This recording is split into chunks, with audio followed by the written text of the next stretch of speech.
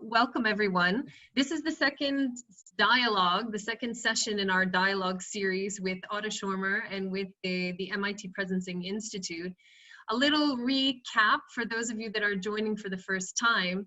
The idea here was to do two things over the course of July and August. The first is to build a process within, a reflection process within the UN system, and a learning journey, I would say, on transformation tools and methods. And we want to do that by using each one of the sessions to explore a different aspect, a different element of systems transformation journey. And we had set this out for you last week. One of the things that Mar had said when we kicked off last week was an intention really to connect with our highest future potential now and to build a collective so that we start to work towards larger systems change, in essence moving from ecosystem to ecosystem. Now, we want to do that in a way that connects with future possibilities that are relevant to our work and to the challenges that we're facing as a planet right now. So for each of the sessions, what we are blending in and threading through is a topic, is an idea, is a critical point for future imagining that we want to bring into this space. We want this to feel to you as an opportunity to connect with new learning, new methods and tools, but feel that you can apply those practically, literally, truly in your lives and through your work. So the session that we have today is focused on reimagining the economy. And I'm going to hand over to Otto, who's going to lead us through a first reflection on this topic. And we are absolutely delighted to have Noelle and Carol join us, who are Aboriginal elders and leaders from Australia, who are going to provide their wisdom and reflection. The way that this session is going to work, we're going to hear from Otto, Noelle, and Carol. We're going to break into groups. And I just want to emphasize at the outset, the power here is in our collective. So I really want to encourage you as we break into groups, go ahead and hop into those. It's an interesting place to be, okay? So we'll do some collaboration, some discussions in the smaller group, and we'll bring it back to the plenary, to the collective. And it's at that point that I will welcome Paul Farmer to share his reflections. Paul, as many of you know, is a professor at Harvard. He's the department chair for global health and social medicine. He's the co-founder of Partners in Health, and he's a special advisor to the SG. So many of you may have worked with him in the context of his work in Haiti, on Ebola, and certainly his active work in responding to the COVID pandemic. So Paul, welcome, we're delighted. For each of these sessions, as well as taking time in the small groups, we have an opportunity for personal reflection. So after Paul and towards the end of the session, there'll be an opportunity for some journaling. And if you're interested, we are keeping track of the journaling questions that we've been asking through the course of the sessions, and you can find those on the Spark Group plates. I do think it's interesting. Those questions are designed to help prompt you as we walk through this journey. So as I hand over to Otto, maybe one last point that I would say is that the session today is also really geared towards co-sensing and building our capacity to understand a situation and context from another perspective. So getting outside of echo chambers, getting outside of our bubbles, that may be the bubbles of our media and social media that generally tell us back the same things that we wanted to hear, that may be from our organizations, that may be from other affinity groups. So how do we start to bring in, how do we start to learn and reflect from and with other voices? And so that will be part of what we're building through today with all of you. So welcome again, and Otto, over to you. Thank you so much, Laurel, dear colleagues, dear guests. A warm welcome also from where I'm sitting, which is and joining in from the Boston area, also known as the land of the Massachusetts tribe. And what I would like to do before we jump into the first round of conversations along the lines of what Laurel just laid out, I want to orient ourselves a little bit kind of in the context of the larger journey of inquiry we are in. And start off with a few kind of framing remarks in terms of the main topic today, which is reimagining the economy. So 2 weeks ago, we started with this co-initiation here, and this is kind of the focus that Laurel just introduced, kind of co-sensing, really looking at things from multiple perspectives and reimagining kind of what, as we all know, is at the root of many of the core issues we face today, which is our economy. And last time, kind of, we started off with, contemplating a little bit this sentence here, as those of you who were there last time may remember. The success of an intervention depends on the interior condition of the intervener. So we were looking at not only what leaders do or how they do it, but the inner sources from which we operate, which have to do with accessing these three capacities: the opening of the mind, opening of the heart, opening of the will, aka curiosity, compassion, courage. And we also contemplated that, of course, what's going on in real reality is often the opposite, right? It's the freeze reaction of the mind, heart, will, aka amplification of ignorance, hate, and fear.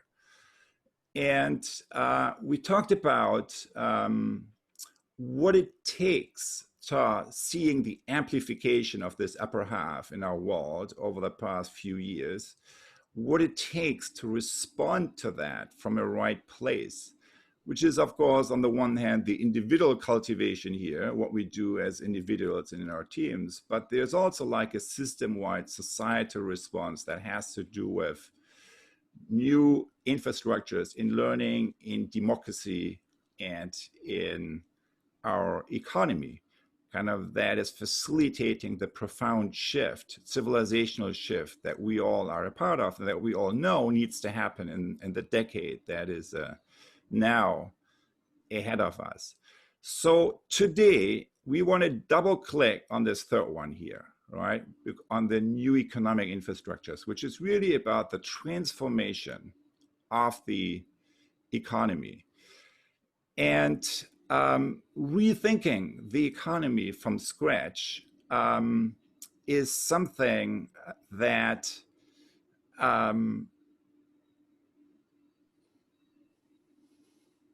where I find, and from the deeper root issues, where I find 2 or 3 sources particularly insightful. One is the political economist Polanyi, in his 1944 book, The Great Transformation, who laid out that at the root, at the core of our social economic system, the deeper root issues has to do with a fiction that he called a commodity fiction, in terms of how we think about nature, land, and capital in our economy, which is as a commodity, which in reality, of course, it is not, because nature is not a commodity. It's not produced for the market. The human being is not a commodity, and money is neither. So that's one dimension, kind of, to look at really the deeper transformation that we are dealing with, that there is a need of perceiving kind of these fundamental dimensions of economic activity, not from a mindset of commodification and colonization and ecosystem awareness, but from a mindset of ecosystem awareness and well-being for all. And today, of course, we live in a modern economy that not only has these 3 production factors, nature, labor, capital.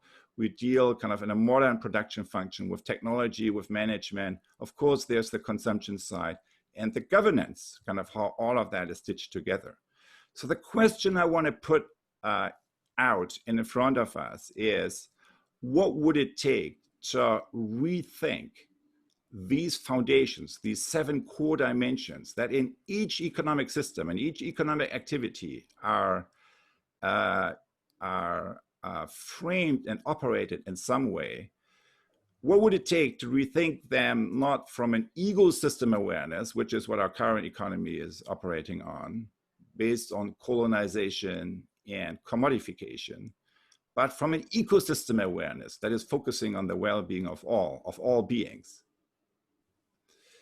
So very quickly, moving into that, and I'm just reminding you of kind of the big transformations, because what I'm basically saying, in all these 7 dimensions, we are already underway in a profound transformation of economic activity and of economic thought.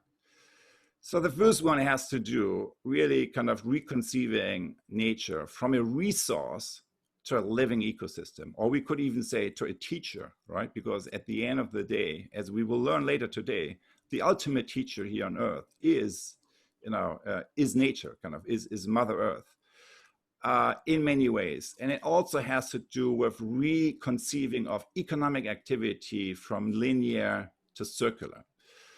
So I will just go over these numbers here. I don't think really we have the time to go into that. But the main point is, if you look at one example of this, moving from linear to circular, is the shift from an industrial agriculture and land use to a regenerative paradigm, which has a profound impact on climate, as you can see in these numbers, but also on many other dimensions, particularly on biodiversity. So that's the first acupuncture point, right? That it's kind of reconceiving of nature. The second one is work. So, and labor, from jobs to entrepreneurship. And work with a capital W, work. And capital W work, what I mean with that is work that is connected with our passion, that is connected with our own purpose, sense of purpose. Universal basic income, as many of you work with and know and quite are aware of, kind of is a radical idea how to decouple part of our income with, the basic income with our work, and that could free up how we think about labor and link it more with the capital W work, which is with our passion and with our purpose in life. Number 3, finance. Of course, there's no economic transformation if we are not transforming finance. And here the shift is from extractive to regenerative, or, from externality blind to externality aware. At the core of this transformation is something very simple, right? We have money, we have too much money in one place, extractive casino capitalism, and too little in another place, which is focusing on the regenerating of our ecological, social, and cultural commons. So that's really what we talk about. And, there are many ways, mechanisms to doing that. One of them that tries to go into that direction is ESG integration. And it's interesting that in 2008, we have 23.5% of assets under management kind of, fitting the ESG integration criteria. So there's at least some movement in that direction. Number 4, technology. So technology is, here the shift is from surveillance capitalism to self-governance, from human creativity disabling to human creativity enabling technologies, as particularly Shoshana Zuboff in her work on surveillance capitalism and her concept of epistemic inequality. And yesterday, when we had the hearing of the big 4 tech companies, it's an example how little you can do if you face a 21st century economic problem with a mindset that is grounded in the 20th century, which is antitrust, because it's not talking about the real issue. And the real issue has to do with this epistemic inequality, which is at the core of the current economic challenges that we face.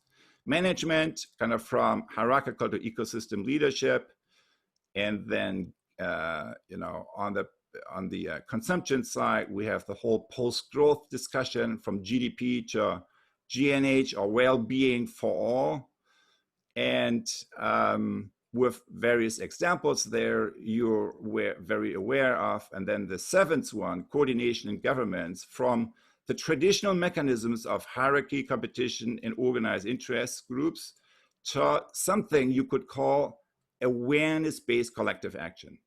So where we as stakeholders come together, understand the systemic root issues, and from a shared awareness, begin to collaborate and co-create differently. The citizen assemblies, citizen councils, elements of direct democracy that we have seen that we see coming up in a number of places are a real source of force and hope in that dimension.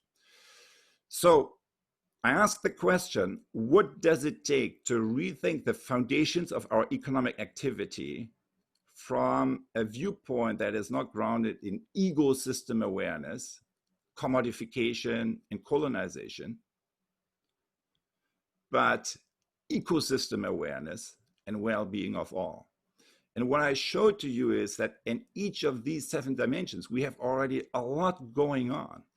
To some degree, new ideas being implemented, to other degrees, challenges that cannot be addressed without really letting go of our old concepts. And of course, who are the main teachers kind of for this ecosystem-based way of thinking about the economy? It is the various indigenous wisdom traditions, of course, where we never really had a buy-in to the ecosystem awareness and kind of the commodification paradigm of economic activity. And of course, it's Mother Earth itself, right, as a teacher, so to speak. And that's why we are so thankful that here with us to help us to understand this bigger picture of economic activity are Dr. Noel Nanup, Carol Innes, and Professor Colleen Hayward, who speak from us from the Aboriginal indigenous tradition, that they are knowledge bearers and wisdom cultivators of. So thank you so much for joining our conversation today. And with me holding this conversation is my Presencing Institute colleague and Gaia co-host, Antoinette Klatsky. And with that, Antoinette, I want to turn it over to you and ask you to further introduce the 3 elders that we have in our conversation today. Thank you, Otto, and thank you for this incredible download of information that we can now really dive into further. And thank you to all of you for joining this conversation and staying open to what is possible. And as we move in this moment of COVID, as we move in this moment of global kind of reckoning with what is happening in our world, for sitting with what might be possible as we go forward. And throughout the Gaia journey, we had the elders and leaders who you're about to hear from really guiding us and helping to set the course of what we're moving towards, exactly in alignment with what Otto has just shared. So we'd love to hear from you, Noel, Carol, Colleen. Thank you again for joining us and for sharing the life's work that you've been holding, for the life that you've been holding, and the 60,000 years of unbroken continuous culture that you represent. So we'd love to hear from you. What is coming up, seeing these kind of 7 acupuncture points and as we rethink our global economy? And Noel, I'll hand it over to you.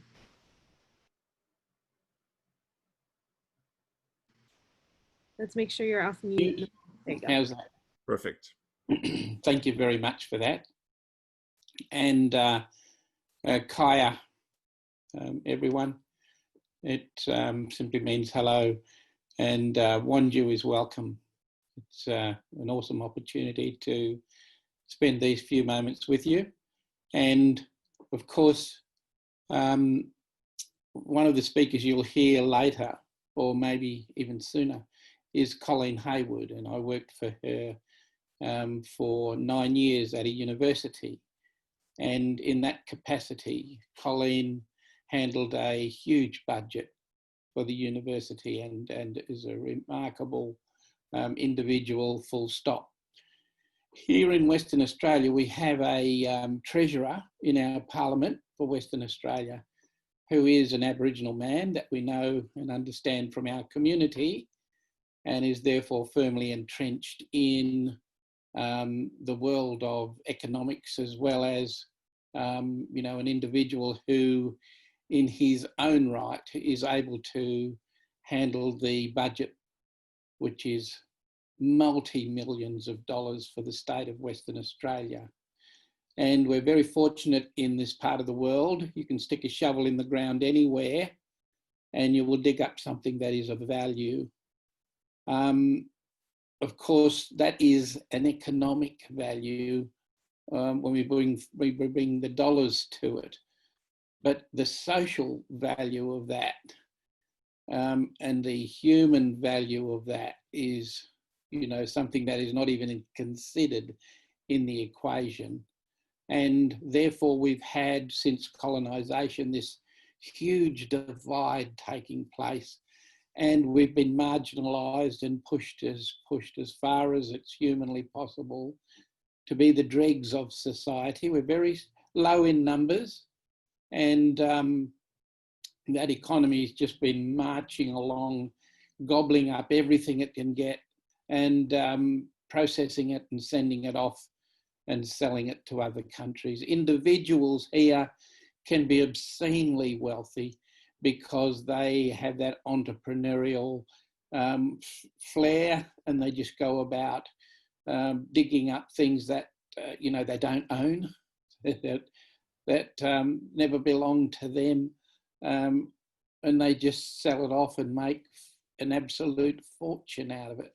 And this is where we're very wrong, and we need to obviously slow down a little and realise that the greatest capital of all that we have is the human capital.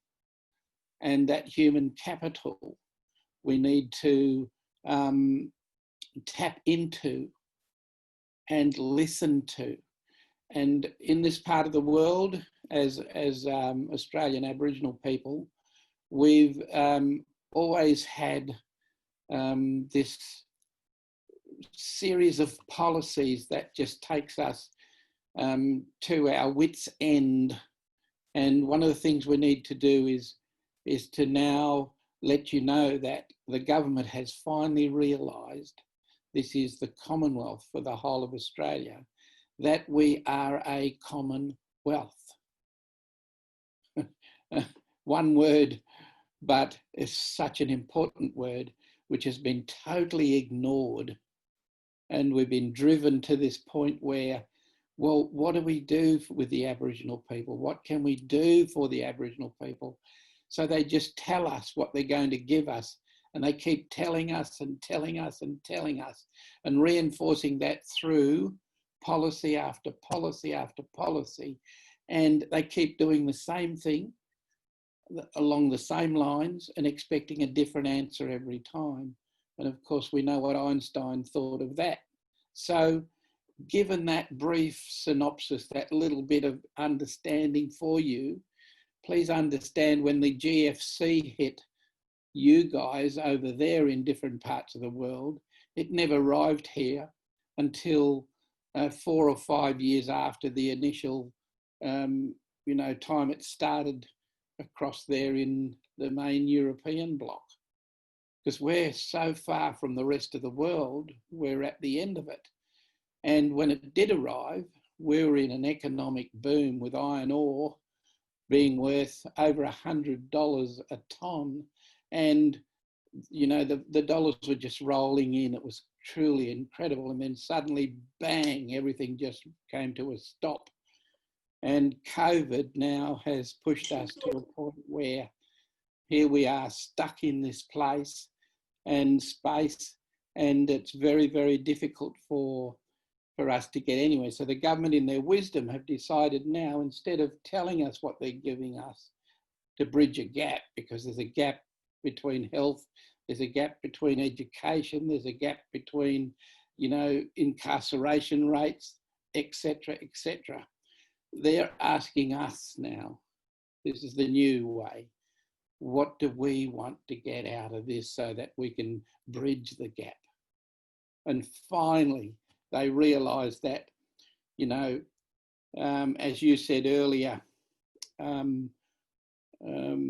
Otto, like,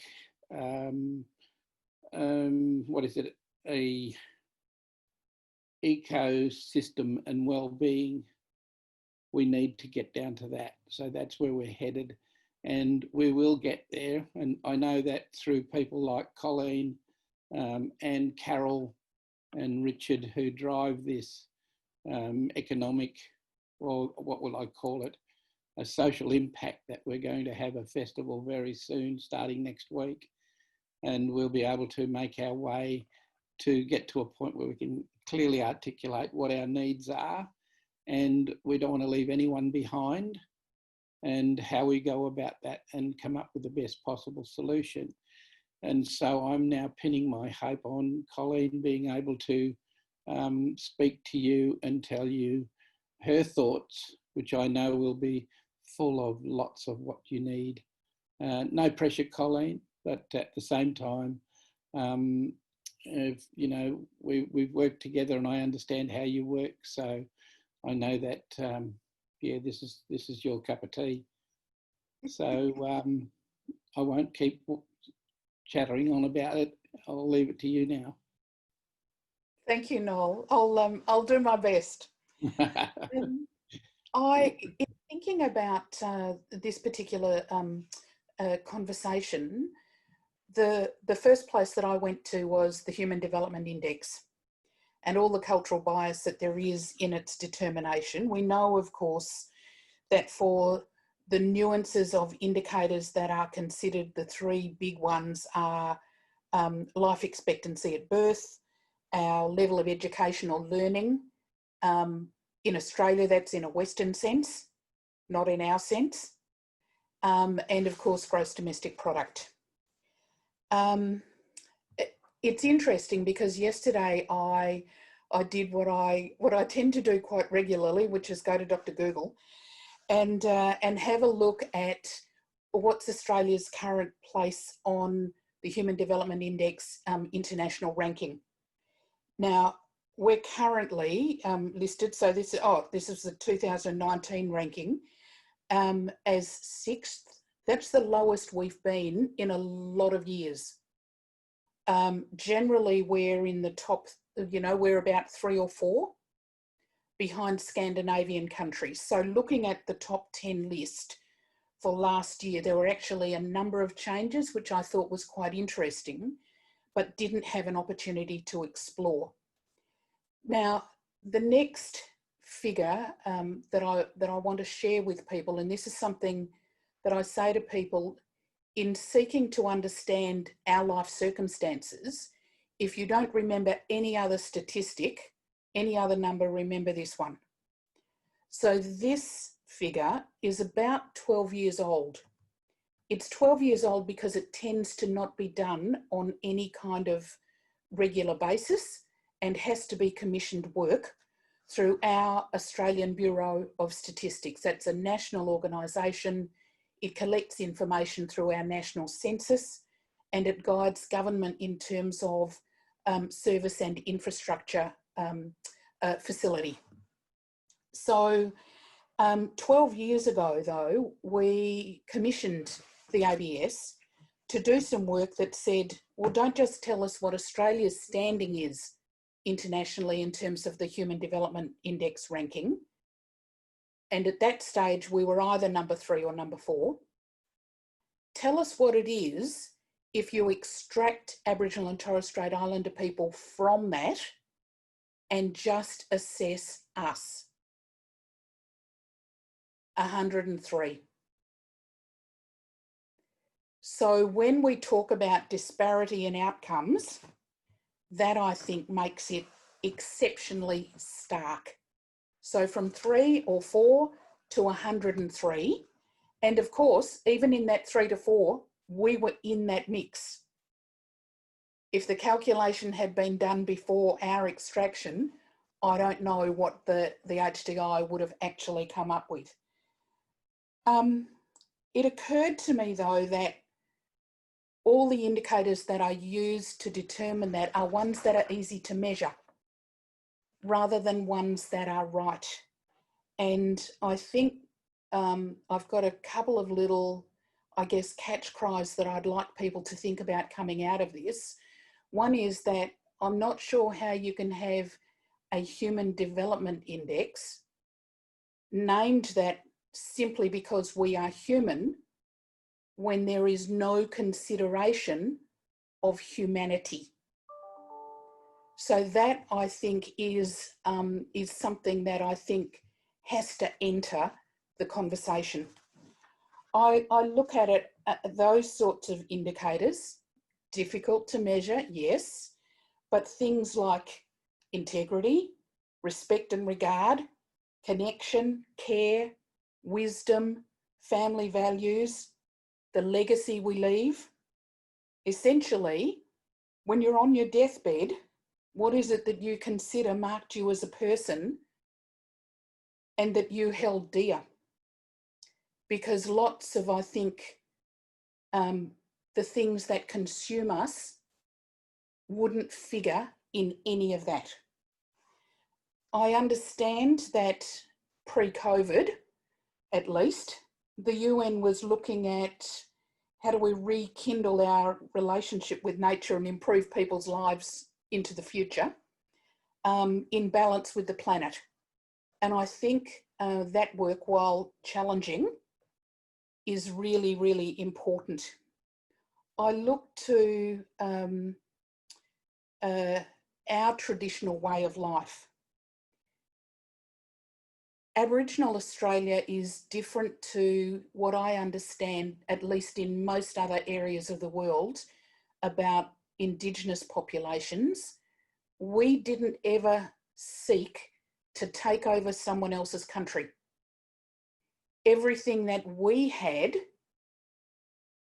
that we wanted, that we held dear, was in our own country.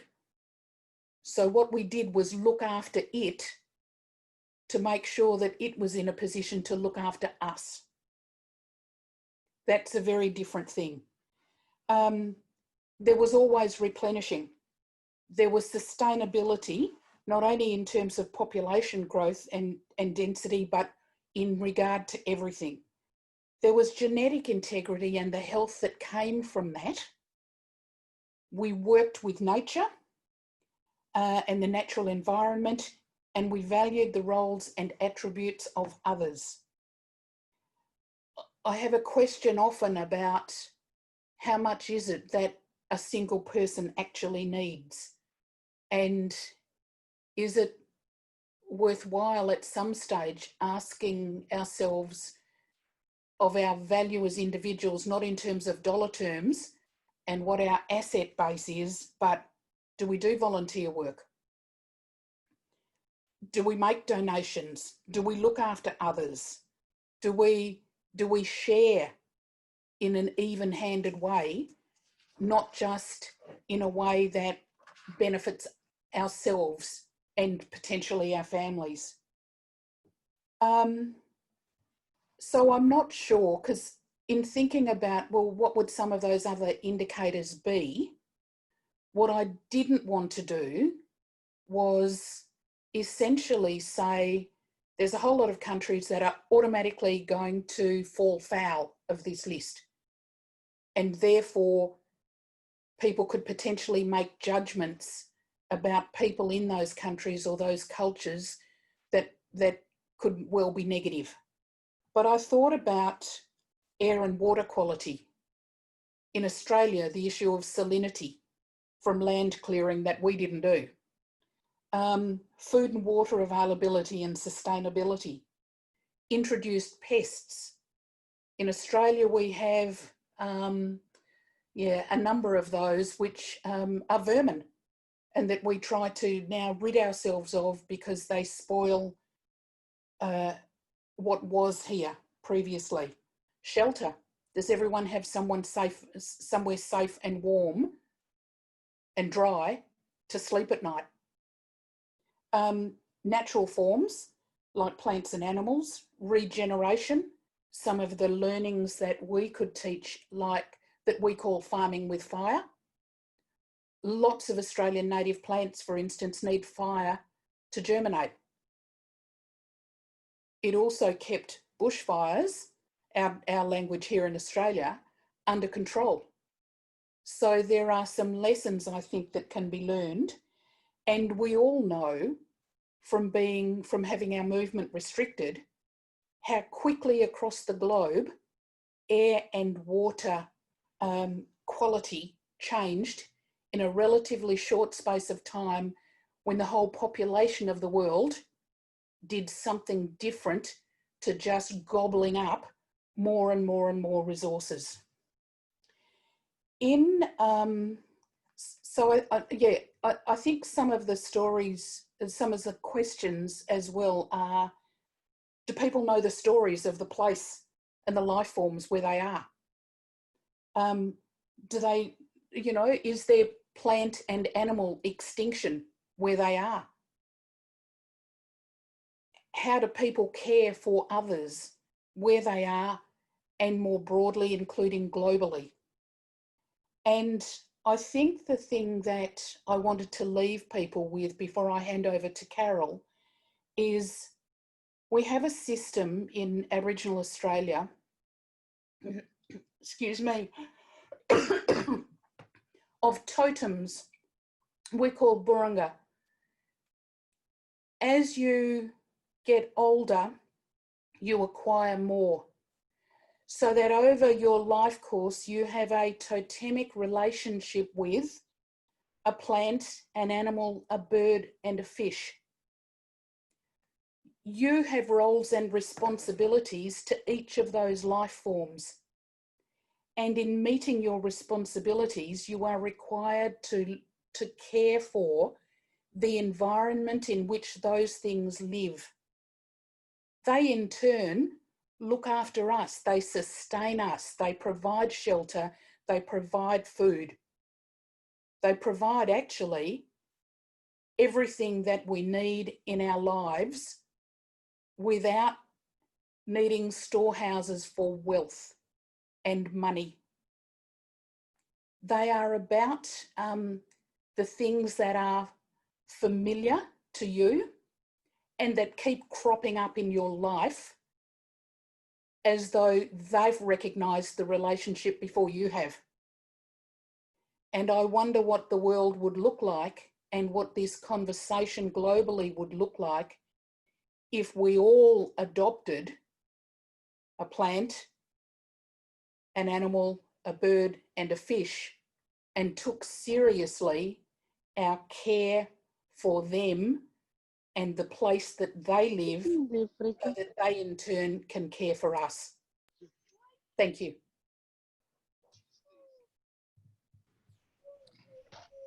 Thank you, Colleen.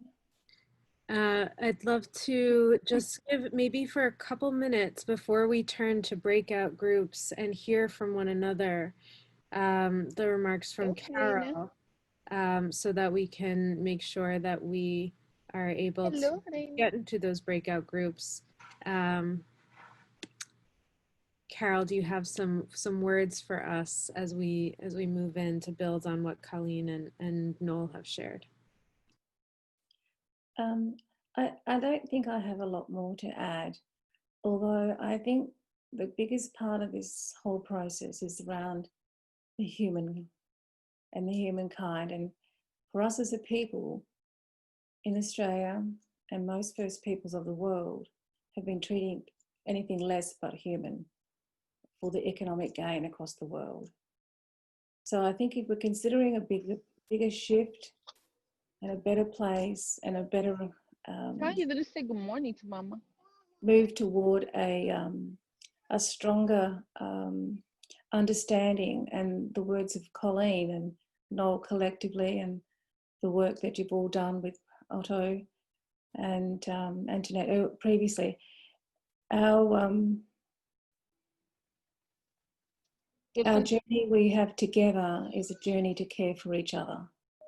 And if we're talking about the human, in all parts of society, we have to break down the barriers that have set everyone apart. And for us here in the southwest corridor of Western Australia, was one of the worst hit by colonial acts of atrocities, massacres, institutionalization, and it still impacts on us today. And the wealth that's come from this country hasn't benefited any of us in the Southwest Corridor. For us to have an equal footing, to have any equalities in it, has not been a part of that. And I guess the biggest part of economies is an economy on what is our social impact and our cultural impact of what are we doing for the economy to ensure that our world and all what we want to save for us to survive becomes the gamble for those with the wealth to take that all from the land in which we call home. So in the words of Colleen talking about knowing the place in which we are, knowing the place in which was there before all of us, it will still survive, and the damage to all of it will be the damage to us as human. It will not be to that, because our world will still survive without all of us. So I think if we're building a bigger and better space for the economy, we need to think about the equality, we need to think about sustainability.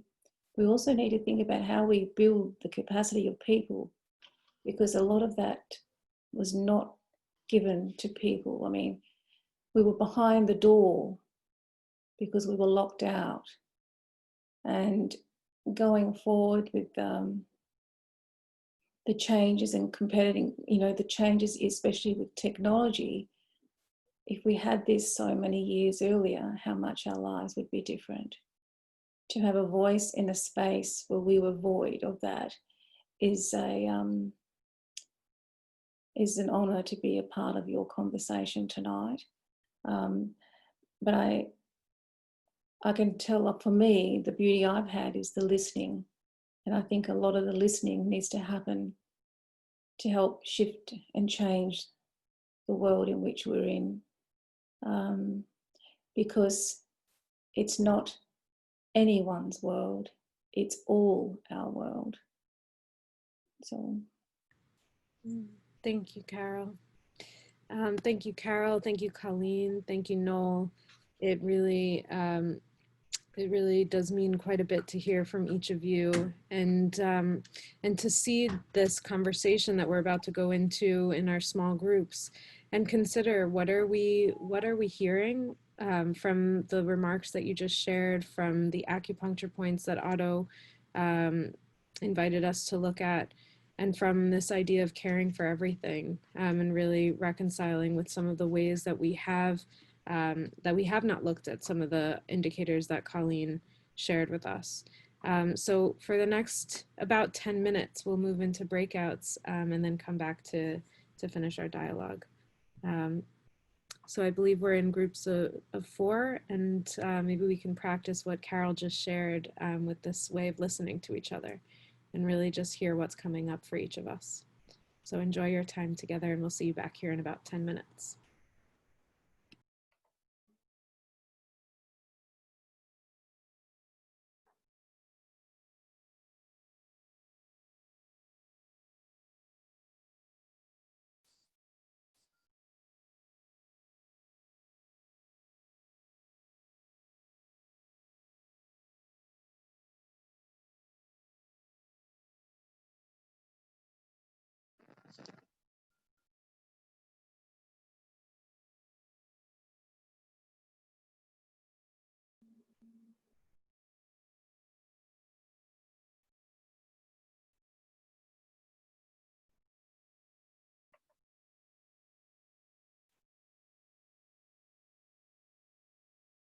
I think pretty much all have been assigned to a room. Maybe we can do the exercise here. Francesca, can you just guide us for people who are in this main room? Yes, sure. Welcome. I think that Sylvain, Irina, Hermanus, and Vesna, no, Vesna just left. You have been kind of assigned to this room. If you didn't receive an invite to join another group, we can stay in here. It would be nice to hear what your thoughts are, and if there is anything that you want to share. Perhaps we can start with Hermanus, if you want. Oh, he just left. Sylvain, if you are logged in and want to share something with us. Hi, yeah, no, Hi. I just late with some difficulties. So I don't know if there's more relevant rooms for me. I know they were assigned. But the general comment on the exercise, it's very useful, you know. I'm deputy in a fairly big country office, and we, you know, beyond what we're doing is beyond UNDP, but within UNDP, I believe it's quite useful to have some, and I don't know how to adapt that for you know, more corporate issues. We have lost, because of the physical distancing, we have lost a few opportunities that were important in our daily, weekly work. So that would be my thought, is that last session and today is very useful, but how to take it further, and because I believe there's a bit of a self-selection on who has joined.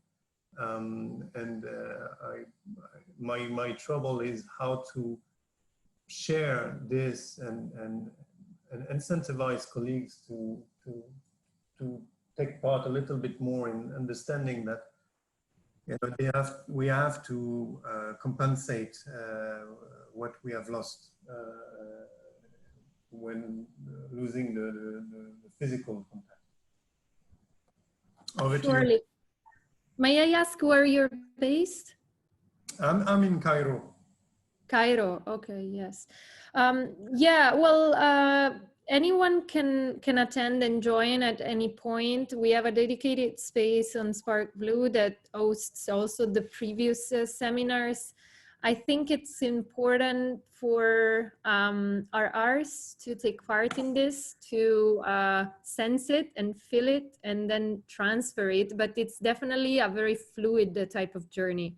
So I hear you when you're saying that it's complex to follow through and then understand how to transfer, and it's part of how the journey per se has been shaped up. And at the end of it, with the strategic session, which I think will definitely benefit from high-level country office participation, that's when everything should be waved in together and shaped up into something that can be more of a hands-on plan of action towards embracing change at a practical level. So I'm not sure if this answers, if you have anything else that you want to share in terms of any experience that this conversation with the indigenous leaders has shaken up on in your mind and in your thinking. If not, I think we can perhaps hear from Angela, if she's interested in sharing her thoughts on what we have discussed. No, perhaps not. Kautar, I'm not sure this is the name of the person who is also in this room. Perhaps Alexander, I saw you just join. Is there anything you want to share with the group regarding any reflection post this first part of the session? I'm sorry, I'm just joined, so I don't know Well, then I can perhaps tell you a little bit what happened if you want. So we've started this session talking about the necessity to reinventing the economy and rethinking economical infrastructure from scratch.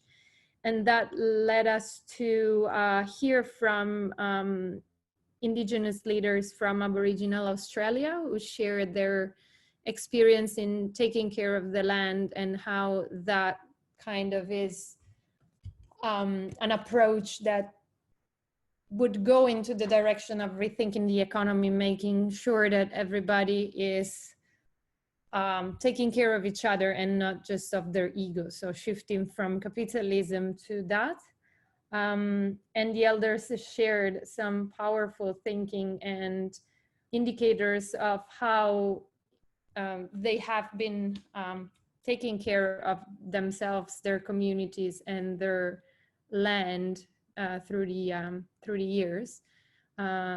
So this is much less powerful than what was just shared before, but I wonder if you've had any experience in working or thinking about economic transformation and any experience in exploring different types of economical mindsets, such as this one from Indigenous communities.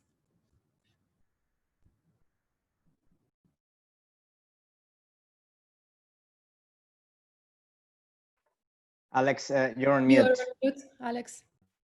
I'm sorry. Yes, I have thought about this. I'm constantly thinking about how to reform capitalism, but I didn't expect really to participate, like engage actively in this session. I'm from Impact UA. You know this community probably, I don't know. So tell us a little bit about the community. It's impact makers of the Ukraine. So we kind of changing the society, the way it operates. We connect all the different communities and kind of trying to innovate the way we collaborate between each other. And we promote values of more than just incentivization by the money, but more about the big purpose, such as protecting the environment, moving away from the classic capitalism motivators in the economy, so that the people can think more than just how to make money, but how to become happier, that kind of thing. Yeah, but I'm not like the guy who's actually actively involved in this community. I'm more of a like advisor. So I cannot tell much how it operates right now. So I'm not the right person to talk about it, what the community is doing right now. So I don't know. No, that's fine. That's fine.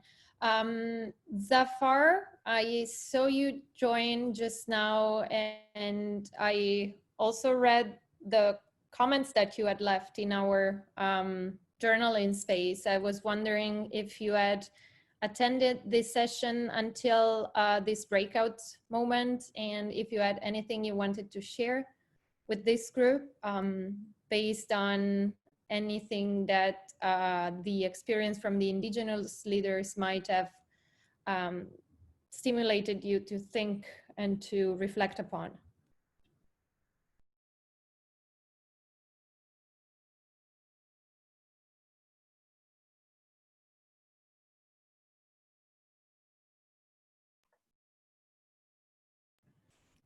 Okay, not sure, Zafar, if you're talking, you're on mute. So perhaps not active in this group. Francis, I'm not sure if you're active in the group and if you want to share. I just joined, so I don't know what you're talking about, sorry. Okay, this is the breakout room of the seminar 2 in the awareness-based collective action journey, and we've just had our first part of the meeting where Otto guided us through how to reshape economical infrastructure and rethinking the economy from scratch based on his 7 acupuncture theory. And that led us to hear voices from indigenous leaders who shared their experience in having a sort of two-way communication with the environment and with the resources that the environment can provide to us. So taking care of the environment so that it takes care of us, and shifting basically from capitalism to different types of approaches, such as this one, might be useful ways to break old patterns and negative habits that we might have accumulated towards time of exploitation and so forth. Francesca, just for letting you know, I am giving the warning of 30 seconds for regrouping, so people are starting to join this main room really soon. Right. I don't think there's anybody else who wants to share at this point. Okay, so just participants are just joining this main room, and we can do I think there is a group reflection here. So just give them some seconds to rejoin this main plenary.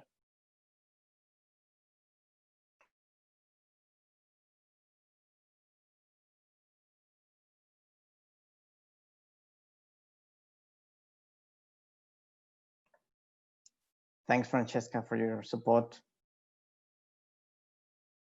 No problem, Martin.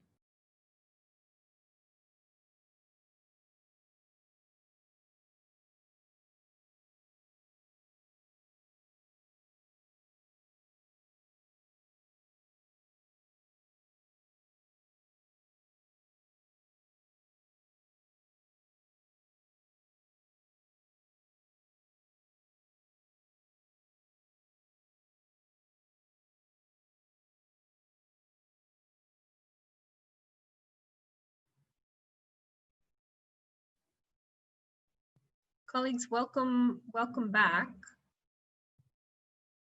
It's always the fastest 8 minutes of the day.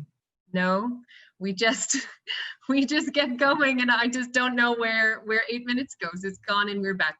I hope that was interesting for all of you. It was certainly a rich discussion in our group. So let's take a moment just to share any reflections that you had, any insights from your group, anything that surprised or delighted you, anything that remains troubling with you, for you, anything at all. So we've kept the format of this this meeting open, that you can unmute yourself. So what I would suggest, if you want to, you can go ahead and raise your hand, and I'll call on you. If you want to hop and unmute yourself, hit it. We can go that way too, if you prefer to share the reflections in the chat for all of us to see and read too. Also good, colleagues. So we'll have this reflection, and then we're going to give Paul an opportunity as well too. So let me start with Anne, who has raised her hand. Thank you. Our group was all people who have no connection to the UNDP other than a love for Presencing Institute, Theory U, and a connection to the SDGs as global citizens. And we were all very much sharing a similar journey of aligning our work with our hearts. So it was sort of felt a little magical that the three of us wound up together. Thanks, Anne. Happy to hear that. In our group, one of the things we had reflected on was the UN Charter, which starts with "we the people." So whether or not you're actually and physically, of course, part of UNDP, we're all part of this same idea. Let me ask who else would like to come in, or simply unmute yourself as you wish. Sapana, please. Hi, this is Sapna. Just like Anne said, I wasn't part of their group. I'm not in the UN, but a very interested citizen, because my company helps people to learn the global mindset. And I was delighted to have Dr. Noel in our group. And that whole idea of, I think some of us are feeling this, like, hurry up, let's make this change. And then the longer trajectory of how long true change actually takes. And Dr. Noel said, we've been in transition for 200 years. Just the cycle of change can take the time, true change can take the time that it will need to take. Thank you. Thank you. Laurel, can I step in? Yes, please. Thank you. So a few years ago, a group of us started to explore the future of capital. And then when we talk about future of capital, we started to notice, Otto, your work and your writing on the future of capital, which was very inspiring for us. So we actually discussed some of these concepts among the network. We brought together a group of very influential asset owners in Asia, and we brought them together to discuss the purpose of capital, the future of capital. And then many of these concepts came out. We actually came out with a concept of multidimensional capital. We talk about nature as capital, culture as capital, human as capital, right? So I think the interest is tremendous, and we see the change and the momentum in the group. And then by sharing not just theory, but also what have worked in their practice, and by working with some thought leaders who are active in this space, like Jed Emerson, who wrote about purpose of capital 2 years ago, and who shared with us these thoughts. And I think Hao Liang was there in that meeting too. I think this was a good discussion. But fundamentally, I want to ask you a question, Otto, is that to really drive this value change, I think it's very important to improve human consciousness level. And what has worked best in your experiments to improve the human consciousness level? Over for now. Thank you. Are there any other reflections? Otto, I will give you an opportunity to come back to that after we also hear from Paul. Any other thoughts, colleagues?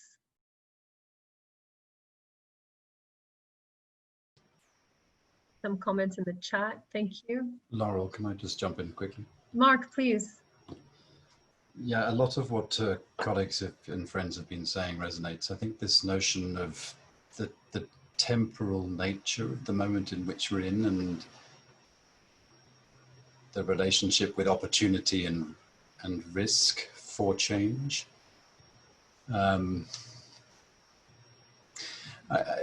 How transient is this moment, and how can we assist in fueling the kind of reflection that we know that Dr. Noel and Colleen and Carol have been speaking to earlier, of making more apparent the sort of genetic relationship that we have with nature that we have lost in subscribing to our current valuation of what's important to us, and how do we bring the imminence of the threat that this places to those upon whom we depend for that change.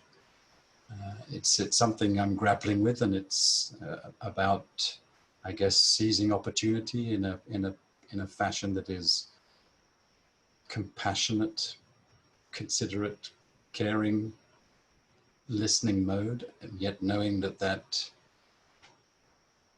the machinery and the architecture of our global economy and what that cultivates in so many, this craving for familiarity and certainty, and a terror of uncertainty and the unfamiliar, is a huge impediment to trying to bring along a coalition of those who would wish to try and engineer the courage that's required for this change. I'm perhaps waffling a bit. Not at all. Mark, thank you.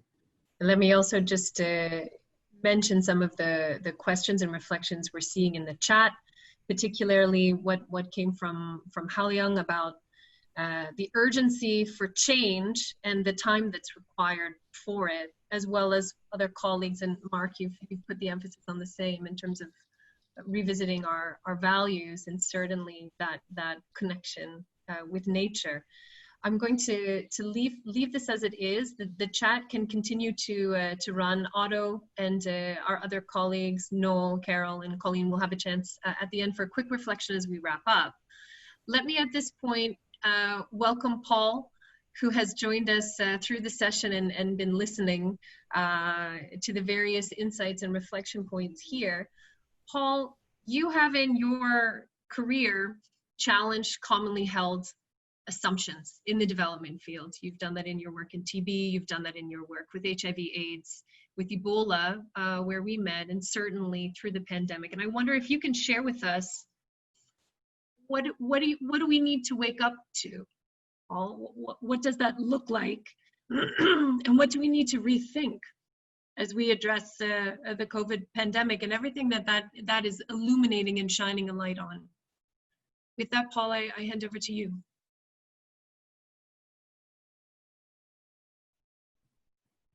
Thank you so much, Laurel, and it's so good to see you again, even if it's across this distance, which I imagine all of us are weighing in from all over. I just want to say, Otto, I was so moved by the way that you launched the session, and I'm very moved by your work, of course, and learning from it. I was a little bit anxious because I'm not an economist, but a physician, and although I do have a PhD in anthropology, which I think helps me to understand the ways in which the economic is invariably social, and that is not the source of that's not our mother. And but I was also very grateful that you probably thought I was in Massachusetts. I'm in Rwanda, but to mention that we are on the land of the Massachusetts and so many others is perhaps, Laurel, to me, the biggest challenge that we've seen, whether we look at epidemics like HIV disease or Ebola or Zika, whatever. One of the biggest challenges is that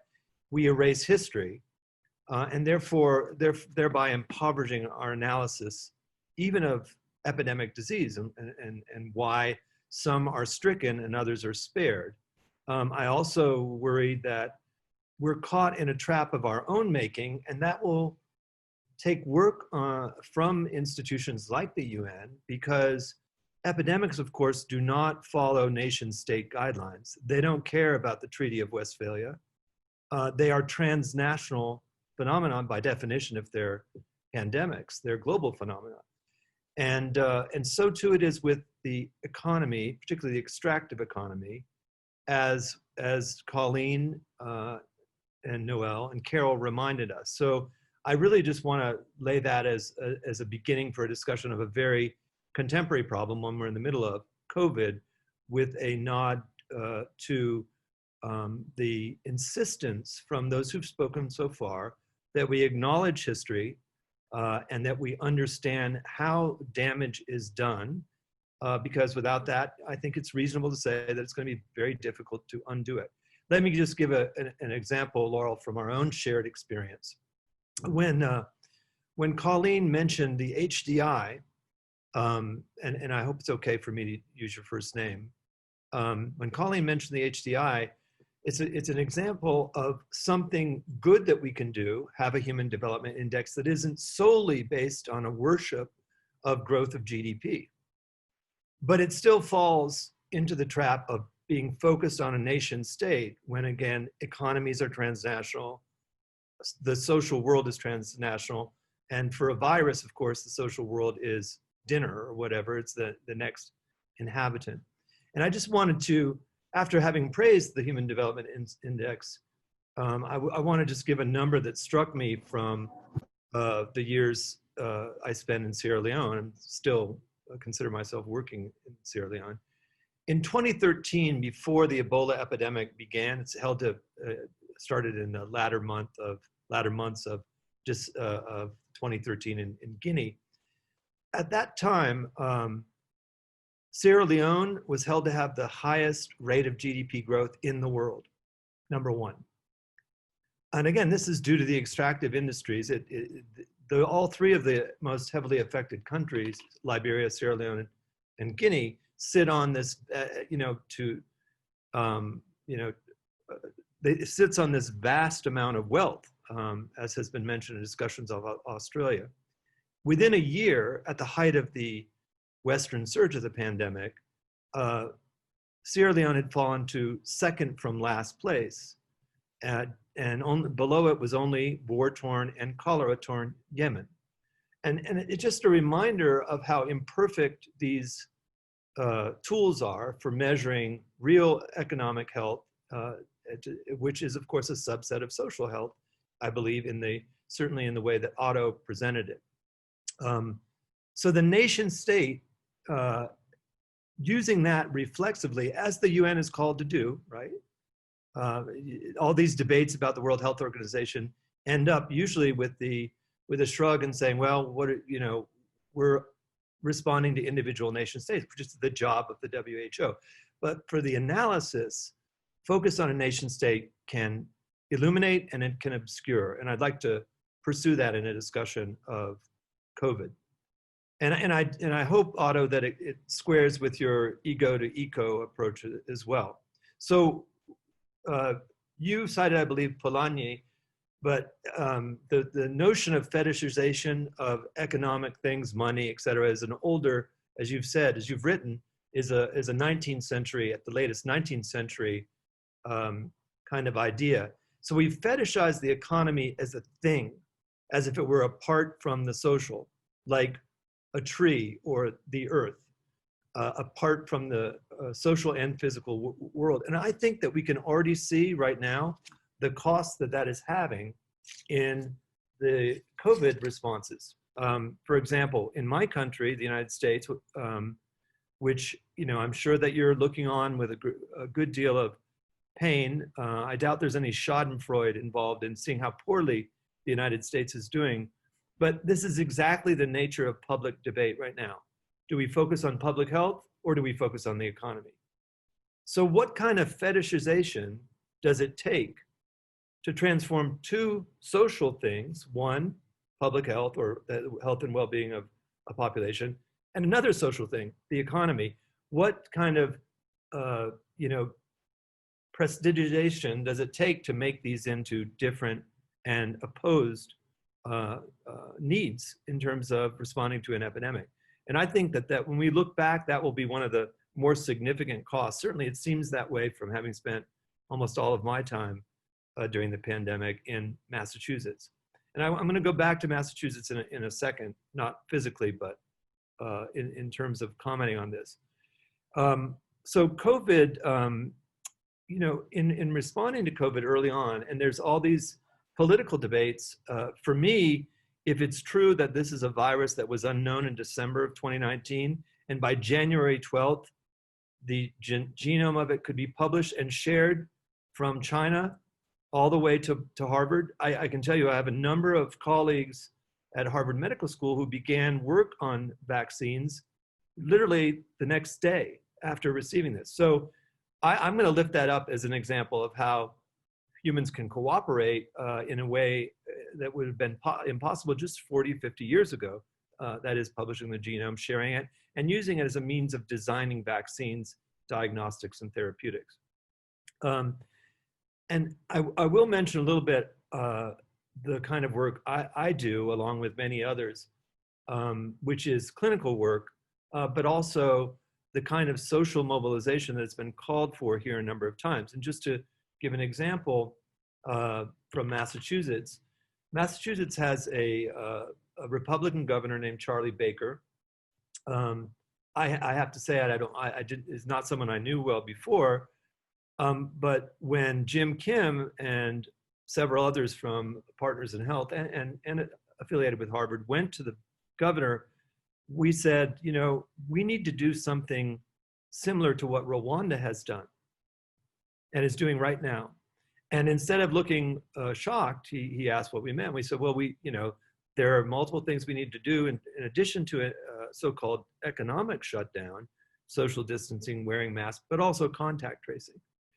And the heft of our argument to begin a massive effort to train, to hire and train and pay an army of contact tracers, the heft of our argument was by referring to Rwanda.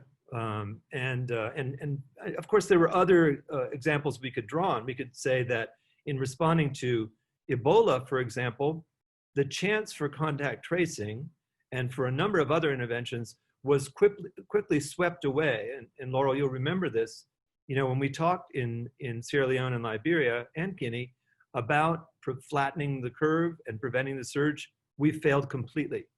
The surge was not flattened, the curve was not bent. And sometimes when people say, well, how did you, meaning how did we, the collective, we stop Ebola? You know, I feel like saying, well, ask the Atlantic Ocean, because that's what stopped Ebola. It went all the way from the forested regions in the east where those three countries meet, all the way to their large cities, including their capital cities in the west, within months.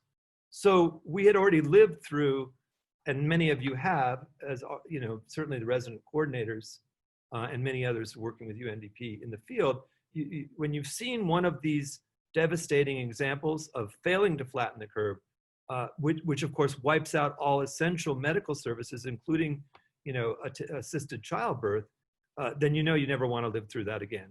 And unfortunately, that is what we are living through in a large number of places in the United States. I would like to, you know, it's early to start boasting about reverse innovation from Rwanda that helped Massachusetts, but Otto, you should know that not too long ago, Massachusetts was held to have the lowest rate of COVID transmission in the country. And I'd like to think it is not some happenstance or weather-related phenomenon, but in fact, a broader uptake of some of the basic tools of public health that we still need to this day and we will need them going forward. But we could also point, of course, to South Korea, to Taiwan, to China, to many other places where Singapore, where there has been an active effort to use the tools in the toolkit and bring these epidemics under control. I want to turn in closing, I can't resist. I hope you will remember reverse innovation from Rwanda, though. I want to turn in closing to the grander topics that have been brought up, which, although I'm not an expert in this arena, I'm certainly passionate about the idea of transforming the ways that we think about and use the term and tools of economics and the way we think about the economy in the world, which have been beautifully laid out. I must say, I found all the presentations and comments very moving. You know, it is, at least to me, it seems pertinent that I am calling in here from Kigali, Rwanda, because in addition to that terrible experience of seeing a wave crash over 3 countries, like many of you, and including a number of our friends from the UN, the earthquake in Haiti in 2010 was far and away the worst thing that I've seen or experienced, and my friends and colleagues on the line will agree. But as with COVID and this terrible situation the United States and Brazil and some other places find themselves in right now, if you think about what it must have been like to be in Rwanda in 1994 or 95 or 96, I was not working here at the time. I've only been working here for the 20 years. But if you can imagine that, and many of you can or have or read about it, you know, I have to admit now, and I've only done this publicly a couple of times, certainly only once in Rwanda, I was among those people who thought Rwanda will never recover from this. You know, I expressed my doubts about what would happen going forward on behalf of other people. Right? I'm not, you know, what role did I have to make such a prediction? Fortunately, I was not only impertinent in thinking of it, I was incorrect. Because what has happened here, especially over the last 15 years, and why you could mobilize over 100,000 people to be involved in the fight against COVID here in this country of 12 million, that has been the result of many years of just the kind of hard work that you've been talking about today. How do we listen to people, including victims and survivors and perpetrators as well?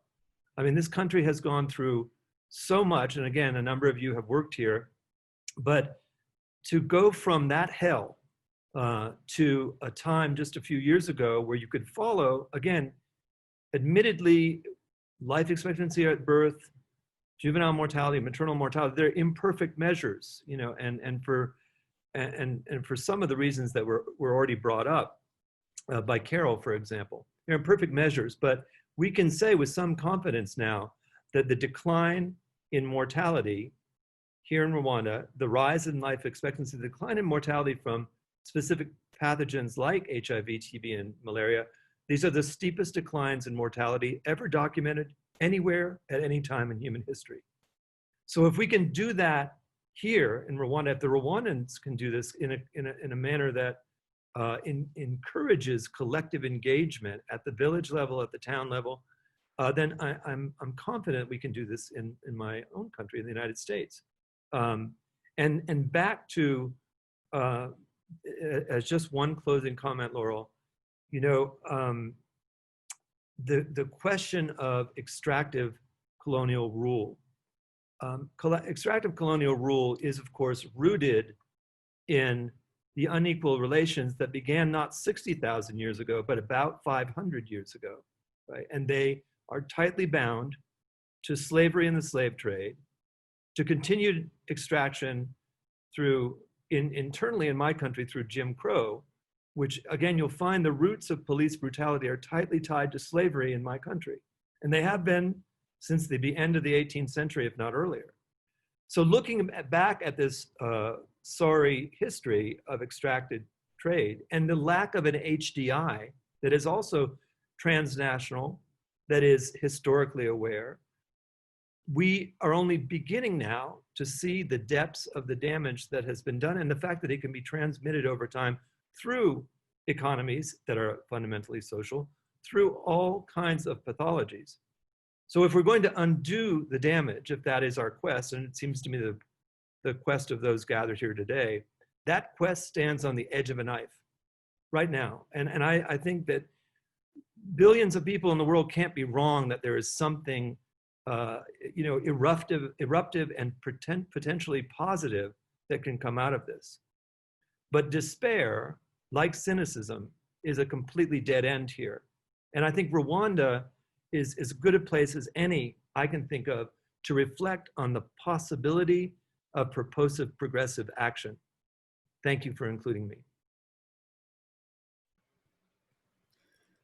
Thank you so very much, Paul, kind of for your reflection, but also your incredibly inspiring life's work that is a profound source of hope, that change and transformation, in fact, is possible, and also for reminding us of and calling in from Rwanda and reminding us of the profound shift we have seen there in just a small number of years.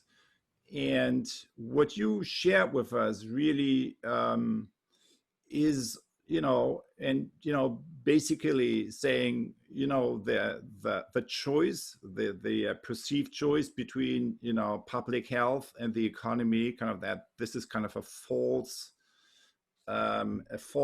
dichotomy and a false separation, really, and that at the end of the day, if we want to rethink the economy, if you rethink kind of health and well-being more from the deeper roots, we need to reconnect to the larger house, to the larger context that we are all kind of embedded in and cultivating and needing to taking care of, which in fact leads us to the word root of the word economy, oikos, right? The Greek term oikos means the whole house. So of course the modern economy is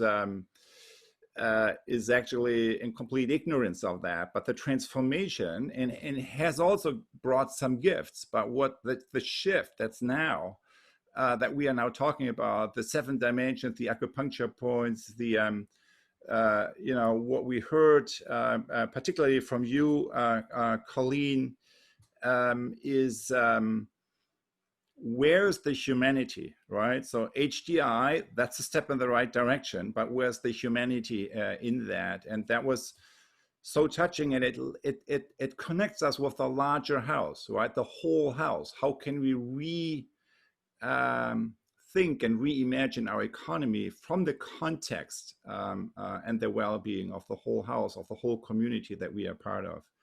So in closing here, we start a little late. We just go over just a few minutes. I want to take a brief moment to now shift it over to Kelvy Bird, who has been scribing this session for us, to just provide us with a brief reflection moment of the process we have been through. Kelvy. Hi, Otto and all. My one reflection really coming out of this, and then I'll let you all sit with the image for a moment, is around the undeniable interconnection of everything we're talking about. And there's no topic that can be conceived of outside of the context or in relation to the other topics that we've been considering today or in the arc of the dialogues that we'll be having. And I'm grateful for the reminder of that. So I will hand it back to Otto.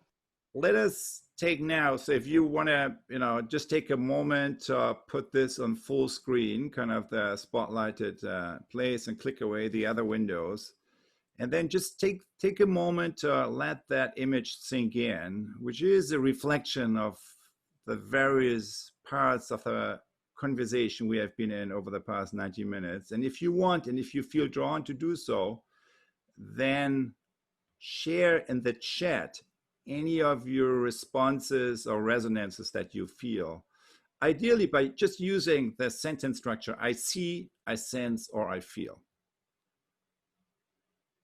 Allow the image to sink in, and then share what's coming up for you in the chat with single sentences. I see, I sense, or I feel. And then Antoinette, if you could help us to read out just a few of the comments that come in.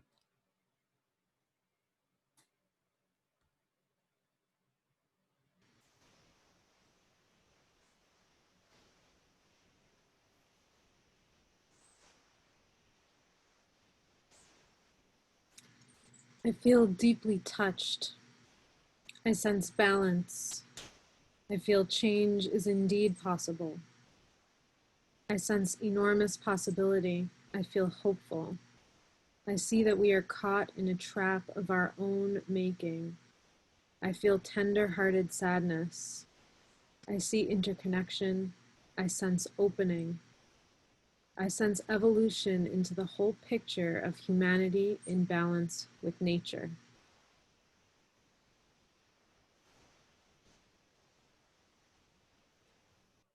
So thank you so much, Antoinette. And in closing, I want to, give each of our four speakers maybe 30 seconds, kind of for one closing line or thought, if you want. Dr. Knoll, kind of, you want to make the beginning? So any closing word from you, and then we will continue with Carol, Colleen, and Paul. Yeah, okay, Otto, thanks for that. Now I can see clearly that we are standing in that shadow you mentioned, Otto, in our last conversation. So yes, we've a lot of work to do, but it's not an insurmountable problem. We just have to realise that how we can make that change is by working a lot closer together and considering the thoughts, aspirations and desires of those people who have suffered for so long, and now the time has come for change, and let's be part of that change. Sorry, it might be a bit more than 30 seconds. Thank you, Dr. Noel. Colleen. I think, like others, we know that together we are stronger. Our voice is stronger, it is better heard. If I could add to people's thinking the notion of a tipping point, when there are enough of us that we are more than those not with us, they will come with us in any case. So we must persist.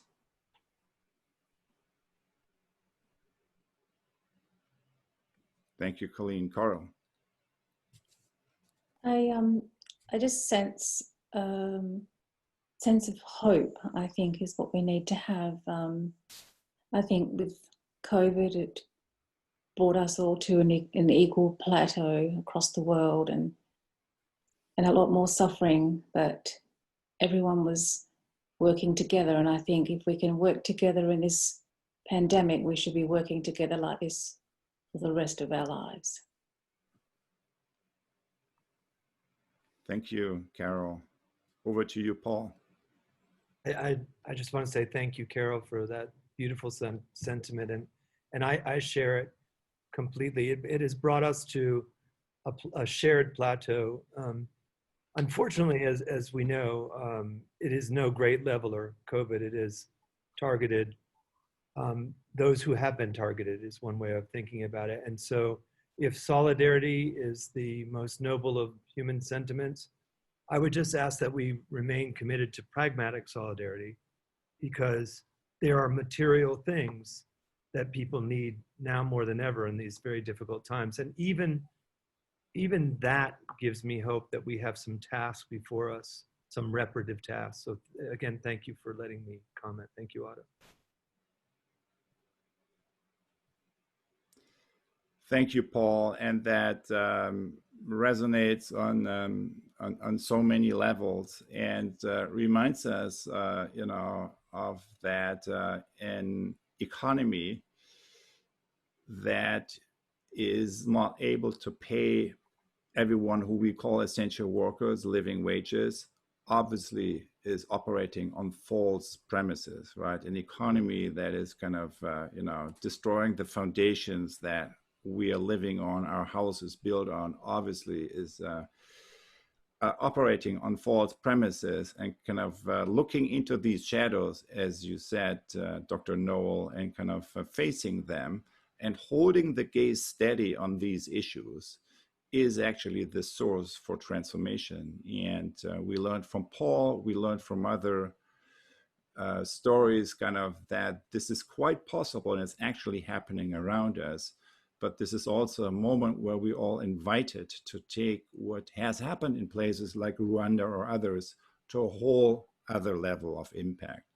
And with that, Laurel, I hand it over to you for the final close here, and maybe also a little bit an outlook of what's ahead for us. Thank you so much, Otto, Noel, Carol, Colleen, and Paul. There's nothing that I can add to those closing sentiments in your remarks. And so thank you deeply for being part of this journey with us. Let me pick up Paul's point at the end on solidarity, yes, and practical solidarity even more. The point and what we're looking to experience and explore through this dialogue series is actions. And one of the things that Otto started us on in a journaling exercise in the introductory seminar that we had was a question to all of us towards the end of the session. What are the 1 or 2 micro actions that you can take today that start to shift us, that start to move? And I think all of the colleagues who have spoken today, many of the reflections in groups, have pointed to what's possible, what we do know. This in some ways becomes a question of courage, colleagues. It certainly becomes a question of the collective. And so I hope through these experiences you're getting to know each other a little better, you're connecting outside with the groups. Where we'll move from here is a session on 13th of August. That is our next session, which is looking at renewing our social and planetary contracts, very much linked to what we talked about today. We'll have some other speakers join us. For Carol, Colleen, for Noel, and of course, Paul, you're welcome to stay with us through all of these journeys. We move through to prototyping and co-evolution towards the end of August, and a strategy session which we'll hold in September so that we start to learn, build from this experience practically. What will it take to hold? What will it take to create and hold space for a global infrastructure so that we can start to work intentionally and collectively across the UN system, but certainly beyond it. That's where we're headed, colleagues. I know we've run over. Otto, Antoinette, colleagues, I'm deeply appreciative to all of you for your time. If you want to, generally in closing, we've taken the opportunity to turn our cameras on. If you haven't done so already, we can simply share a wave and a greeting to each other. Thank you all so much.